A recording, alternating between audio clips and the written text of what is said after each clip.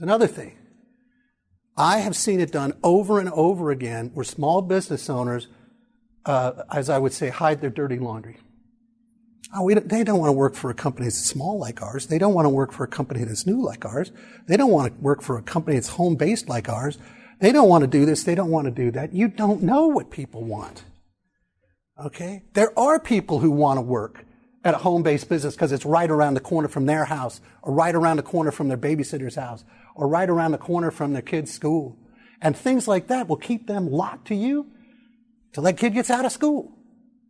You never know what people want, but what happens is people try to fluff up the ad, make it look like they're a bigger company, a more established company, a whatever company, and then people show up, they sniff it out through the vetting process, but if they don't, and they come to work, it's not the job they signed up for.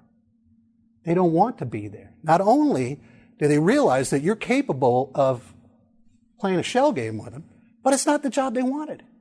And then the business owner wonders why they have such rapid turnover. You have to be absolutely crystal clear about what it is that this job is and what it is that you are. And you will find there's a thing called the law of resonance. If you put two pianos side by side of each other, and somebody sits at one of them and holds the sustain pedal that takes the thing off of the strings, and the other person hits middle C on the second piano, middle C will begin to resonate on the second piano or the first piano.